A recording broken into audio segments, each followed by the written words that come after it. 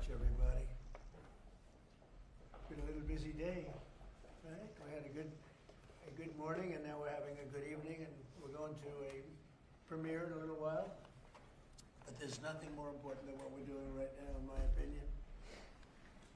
Today I'm signing a historic executive order to combat the scourge of addiction and substance abuse. Big deal in this country and probably in every country. We're calling it the Great American Recovery Initiative. I'm grateful to be joined by co-chairs of this sweeping new effort, Secretary of Health and Human Services Robert F. Kennedy Jr. and Senior Advisor to the White House Great American Recovery Initiative, Catherine Burgum. Thank you both very much. Thank you, sir. Catherine. Thank you, sir. Thank you. Where's Bobby? Bobby?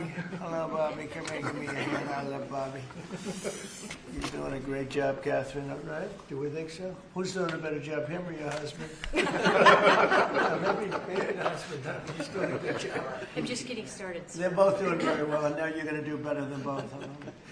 Thanks as well to Attorney General Pam Bondi, Secretary Doug Burgum, Secretary Scott Turner, Secretary Doug Collins, Special Envoy Steve Witkoff, who's got some pretty good news, Chief of Staff Susie Wiles, FDA Commissioner Dr. Marty McCary, NIH Director Dr. Jay Bhattacharya. Oh, I've gotten good at that, Jay.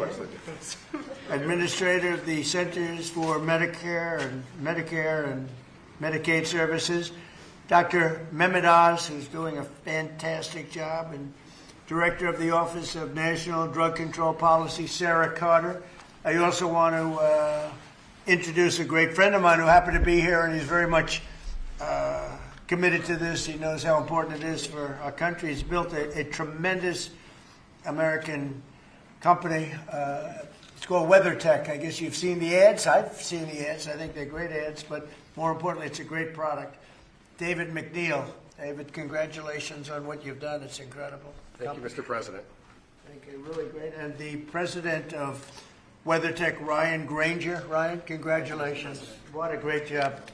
They built an American company, and it's a thriving company, too, so with a great product. It's great to be here in America. You know, when I was in the private sector, I'd always buy the floor mats, but now that I'm president, I no longer have to buy floor mats. But you made a great floor mat, and you still do, and lots of other things. Many of those with me today have personally known the heartache of a loved one taken by drug or alcohol addiction. I do. Just like millions of American families, every year we lose an estimated 300,000 people to drug and alcohol abuse, and the real number is probably much, much higher than that. Thankfully, drug overdose deaths plummeted by 21% in the last year. We're working very hard on it. We've closed the southern border, seized over 47 million fentanyl pills and 10,000 pounds of fentanyl powder. That's a record, and I have formally designated Dr. And I'll tell you what, we have a group of doctors, some of them behind me, who have just been incredible, and they've really wanted this, designated the drug cartels as foreign terrorist organizations. And for some reason, they didn't want to do that until we came along, but they are indeed foreign terrorist organizations. With our action in the Gulf of America, that sounds so nice when I hear the Gulf of America. Drugs entering our country by sea are down 97%. So when you see the boats being hit, those boats kill on average 25,000 people a boat. So that's 25,000, I would assume mostly American lives, but lives are being saved.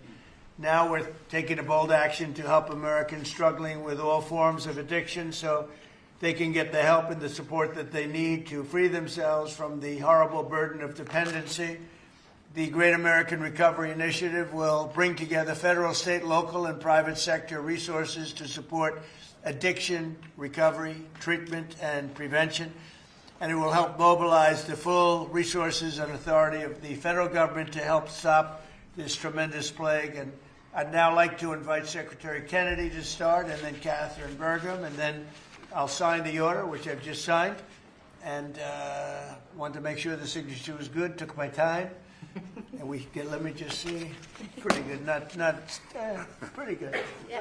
Let's give it a 10, okay? For Catherine. But I'd like Bobby to say a few words, and Catherine. Thank you very much, everybody. Please. Mr. President, thank you for your leadership, for signing an executive order that tells the truth about one of the greatest challenges that our country faces. Addiction is not a moral failure. It is a disease. It's chronic. It's treatable. And for too long, our nation has responded with fragmentation, with stigmatization, and silence instead of science, compassion, and coordination.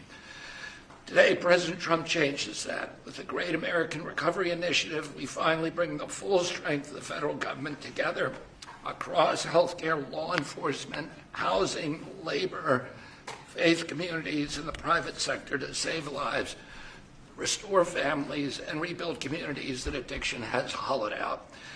Nearly 50 million Americans suffer from substance use disorder. Many never receive treatment.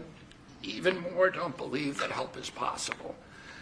That is not because recovery doesn't work. It's because our systems have failed to reach the people where they are early enough, long enough, and with dignity.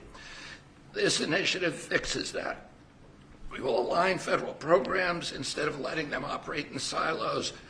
We will set clear, measurable goals and report honestly to the American people.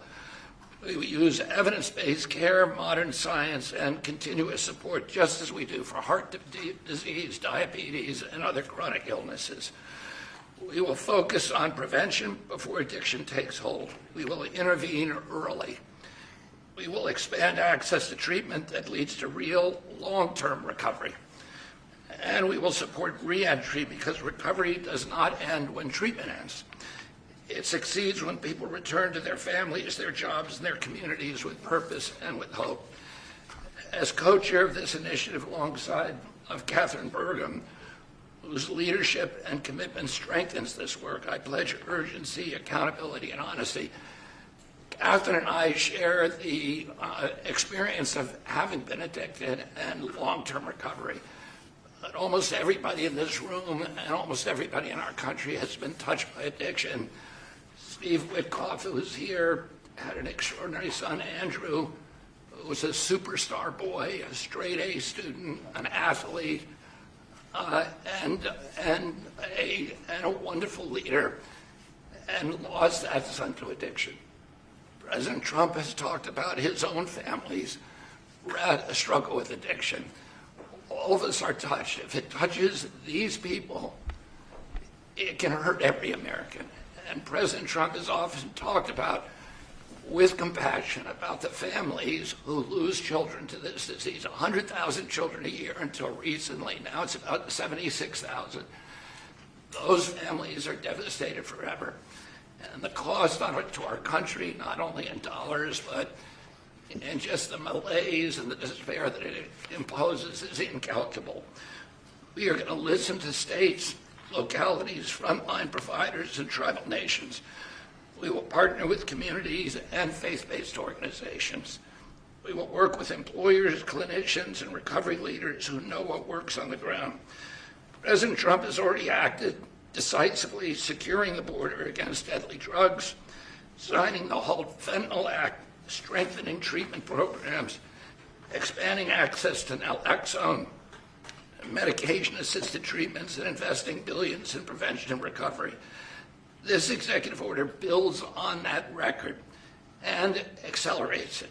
Recovery is not a side issue, it's an economic issue, a workforce issue, a family issue, a national security issue.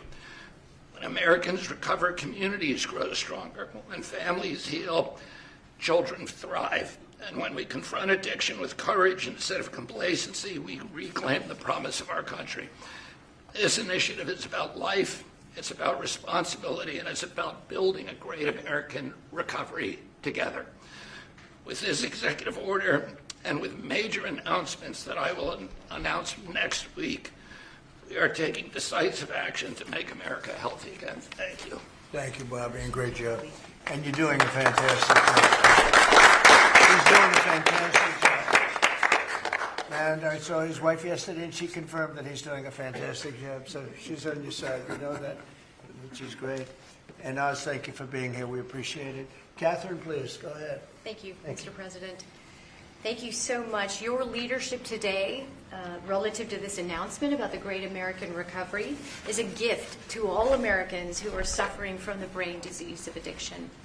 And I also want to thank First Lady Melania Trump for her leadership during your first administration, and now the work she's doing championing youth and children, especially related to foster care, where early trauma and instability are often consequences of the disease of addiction. Addictions touch this administration in real and profound ways. President Trump, you've openly spoke about your brother Fred, whose struggle with addiction shaped your life and your understanding of this disease. And Susie Wiles carries the lived experience of her father, the late, great Pat Summerall, whose recovery journey became a source of hope for millions. Vice President Vance has shared his story of his mother's battle and recovery. And as Secretary Kennedy just said, he brings his own lived experience, proof that recovery is not theoretical, it is possible. These stories matter because they are not isolated. They reflect the reality of the over 190 million Americans, that's half our nation, who are impacted in some way by the disease of addiction. And I am one of them. I started drinking in high school, and I was a blackout drinker from the start. For 20 years I struggled, relapsing constantly starting over, constantly trying to stay sober and failing. I reached a point where I truly did not believe there was one single reason for me to keep living, and I was suicidal at the end of my drinking. One day I was out walking alone. I didn't have faith. I wasn't religious, but something in me said I should ask for help. And out loud to no one, because it was just me, I said, I don't know if anyone is there, but I need help. And that was the day I became sober. 15 years later, I found myself somehow standing in front of people as First Lady of North Dakota, thanks to him. But I was asking people to share their stories openly about addiction so we could eliminate the shame and stigma, so more people would reach out for help and more lives could be saved.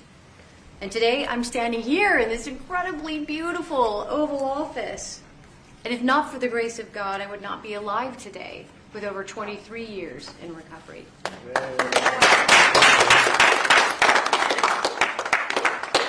That's why I'm here, and my message is simple: never give up hope for recovery.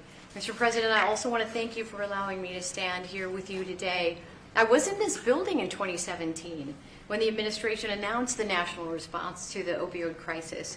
And nearly a decade later, the crisis remains, and in many ways it has grown worse. Not because we lacked compassion, not because we lack effort, but because we never fully aligned our system with the truth. Addiction is not a moral failure. It is not a character flaw, and it's not simply a behavioral issue. Addiction is a lifelong, chronic, relapsing medical disease as real as diabetes, cancer, and heart disease. And when we fail to treat it as such, we don't treat the disease, and we pay mightily for the consequences. Emergency rooms, jails, foster care, overdose deaths, and broken families. The Great American Recovery changes that. This initiative represents a fundamental shift from reaction to prevention, from fragmentation to coordination, from stigma to science, from short-term fixes to long-term recovery. And for the first time, we're aligning federal leadership across health, justice, labor, housing, veterans, social services, the faith office, and education around one single shared truth. When addiction is treated early and correctly, people recover and families heal. Addiction is a generational disease, and if we don't treat it properly, it repeats from parent to child, from community to community. And when we treat it like a lifelong condition, the condition that it is, we stop that cycle. We save lives, we restore families, we rebuild communities, we return people to dignity, purpose, and productivity. Mr. President, thank you for seeing this moment clearly. With your leadership and the Great American Recovery Initiative, we're establishing a new framework and a new national response to the disease of addiction, including treatment and care that parallels other chronic diseases. With this framework and treatment, recovery is not the exception, it is the expectation. Thank you. Thank you, darling.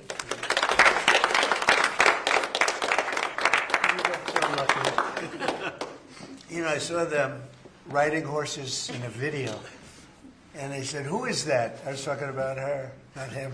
And they explained it. I said, "I'm going to hire him because anybody has somebody like you to be with. It's an amazing tribute, and it's a great couple, amazing couple."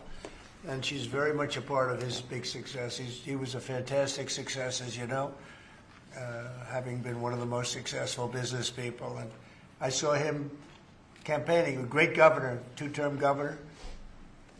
He did a fantastic job, North Dakota. And he's done a great job. And I'll tell you what, Catherine's a very big part of it. I see it. It's just really one of the fantastic couples. So I appreciate it. What a beautiful job you've just done. And I'm going to give this to you, and you can figure out what you're going to do with Bobby. You know, but let's have a good picture of the two of them and everyone else. And I'd like to ask Steve Whitcuff also to say a couple of words when we're finished, because he's a very special person who I knew very well, an incredible person. So if you don't mind, Steve, I'll ask you to do that in just a second. All right? Please, Bob.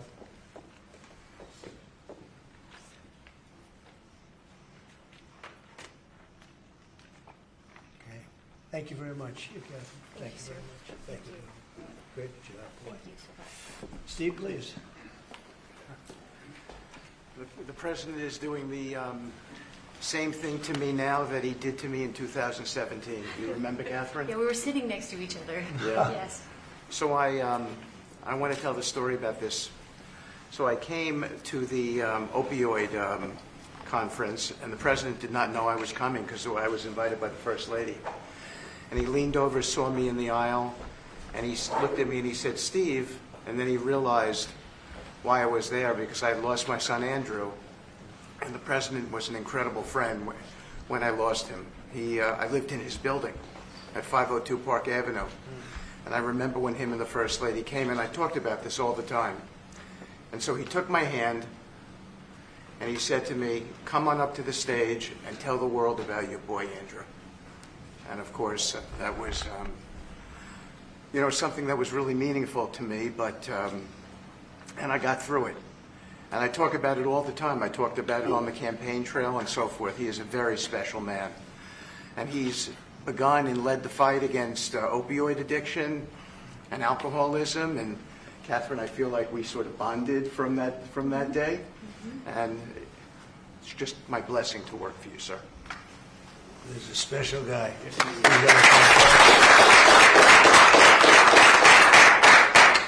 He and a group of people, Jared helped and others helped. Steve, peace in the Middle East, and we're there. Yes. A couple of little flames, but they're very little by comparison, and they'll go out quickly. Yes. They're already going out. And he's now trying very hard to settle up with Russia and Ukraine, and I think a lot of progress is being made there. And I told that Russia's not doing any shooting for a period of time during this horrendously cold weather. Because of you.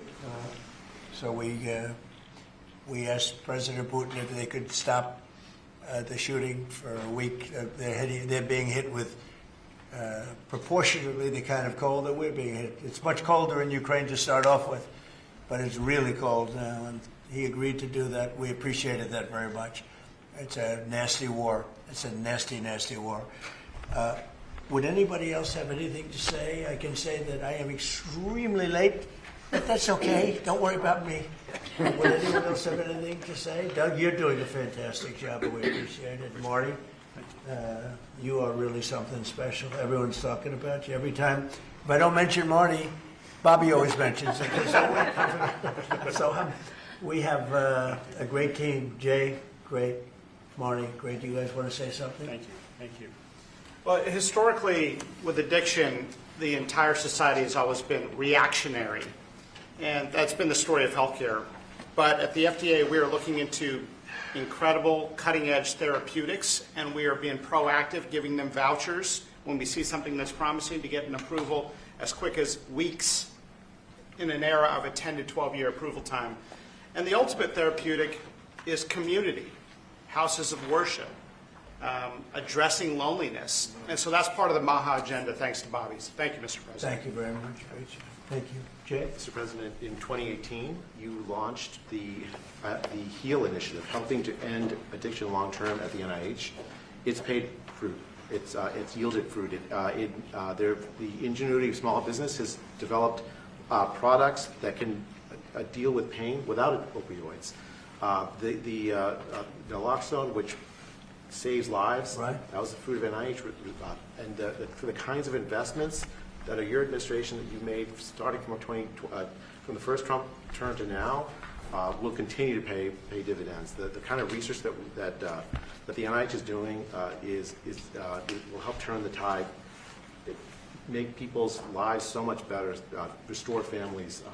All of the addiction that we've seen, 80,000 deaths we saw, the huge spike in addiction deaths, during the first Biden term is going to be a thing of the past, and I'm so proud to be part And of this. fellas, some great things happening, right? Yeah. Marty, it's great, really great things happening, I hear.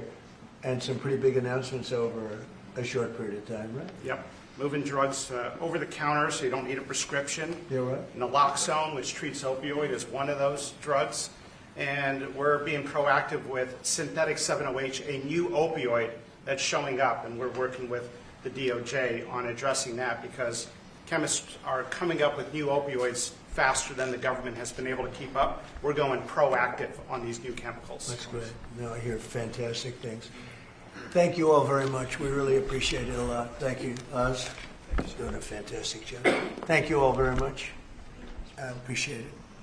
Thank you, please. Thank you. Mr. President, can you respond to the new Fox poll that says people think ICE's tactics are too aggressive? Photographers, reporters, we're done. Thank you. Cameras, we're going. Thank you, press. Thank you, guys. Thank you. Thank you, guys. Thank you. Are we going to flip for this, or what are we going to do? Oh, sorry, I really do have to get it. Come on over. Let's talk to David for a second. Did you guys get a good picture? Can you forward? Anybody need-